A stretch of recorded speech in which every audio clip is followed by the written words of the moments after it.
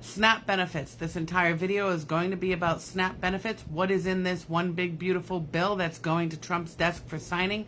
This is the final bill, so this is what's in it. Save this video so that you can look back on it. It's a lot to absorb. Please share the video because this information needs to get out. I will share immediately. There is a lot of misinformation. You're going to see people say things like, if you have internet, you cannot get SNAP. That is 100% not true. It's not true. I will get into the internet provision later, but that's not true. Another thing that's not true that was in the New York Times is the age of how SNAP defines a child. They're saying 7 and under.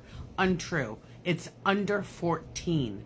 SNAP defines a child as age of under 14.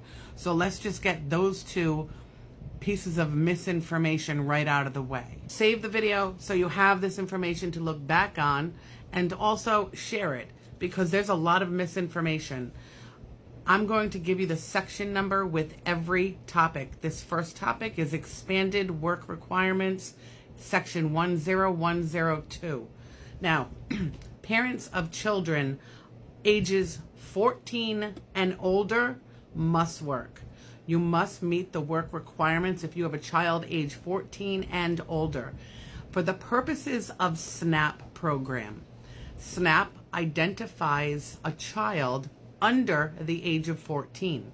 Okay? You have a 14-year-old or older and no children under 14, you must work 80 hours a month. That's 20 hours per week. They are defining 80 hours a month as 20 hours per week. So essentially, you have to work 20 hours a week, and you must prove it.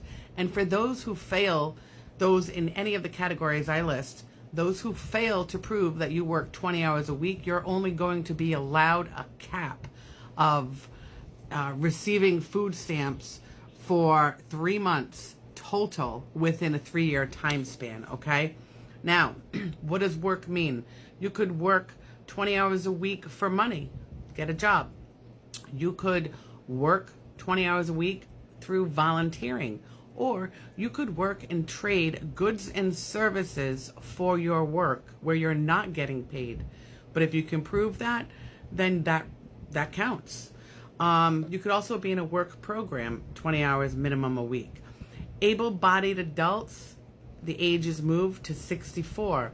If you are 64 or under and you are able-bodied, able to work, you must work 80 hours a month, 20 hours per week. Let's go through who does not have to work, okay? Because I know that's going to be the first thing on your mind. Parents of children under 14 years old do not have to work. Pregnant women, certain Native Americans living outside tribal lands, and people who are medically certified as physically or mentally unable to work, those on disability. Those are the only people that do not have to work. If you're over 64, clearly you are also in that category of not having to work. Those work requirements immediately will be effective upon enactment, meaning once the bill goes through, Trump signs it, which he might have already done by the time you watch this video. Now, exemptions, elimination. So there are exemptions. There are individuals that have had protections from working. Well, those exemptions are going to be removed. This part of the bill will remove protections for veterans, individuals experiencing homelessness, and youth aging out of foster care. Now, Alaska and Hawaii can apply a one-time waiver by December 31st, 2028, which means if you live in Alaska or Hawaii and you're a veteran, homeless, or aging out of foster care, you will still be exempt from working because your senators made a deal so that the Republicans could get the votes that they needed to pass this budget bill. So what does this mean really? Well, it means that the work requirement exemption would expire in 2030 under this bill. So essentially, that might not even take effect ever, right? I mean, it's only 2025. That's 5 years away. Next section, restrictions on non-citizen eligibility. Section 10108 of the bill.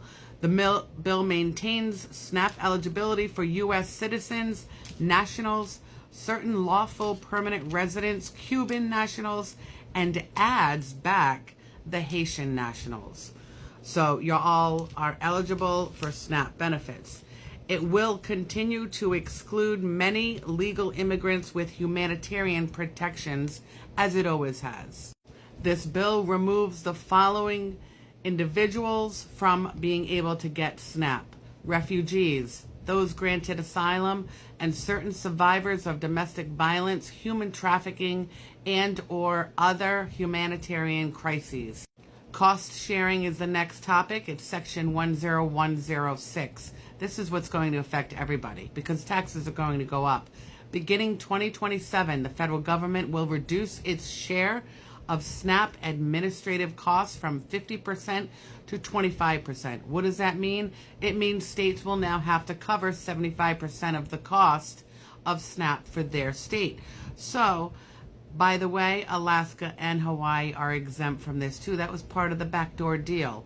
So if you live in Alaska or Hawaii, you don't have to worry about anything.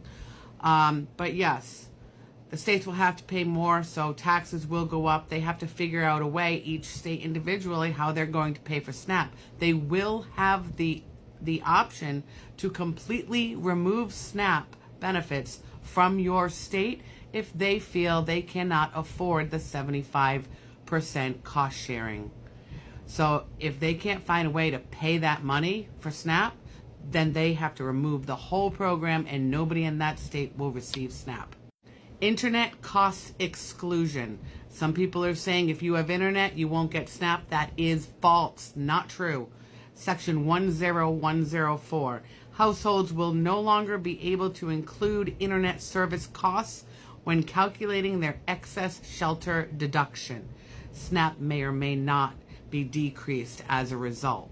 So when they're figuring out how much you're going to get per month for SNAP, you can put in your internet cost per month and your electric cost per month, etc. It's called shelter costs. And what they're doing is they're going to decrease those shelter costs overall, which include internet and electricity, which means you might see a decrease in your SNAP. But I'm going to tell you right now, I really don't think you're going to see a huge decrease because they've never really allowed large amounts for internet or electricity deduction anyway. Next topic, TFP, Thrifty Food Plan Limits. This is section 10101. Now this is important. They evaluate the cost of living every year, and that determines, like, if food costs go up, the TFP determines how much your benefits will go up, right?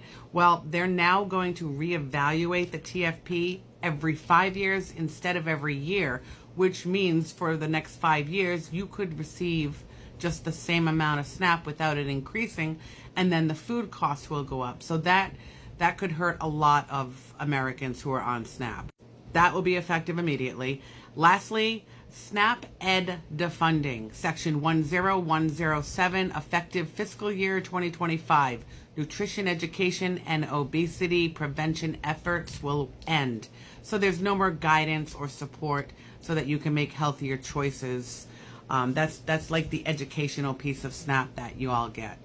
Now, overall, this new bill will make it more difficult for people to get on SNAP and for them to qualify. And yeah, benefits may be reduced for those who are eligible. But aside from, there are a couple things in there that are very damaging that will hurt a lot of people.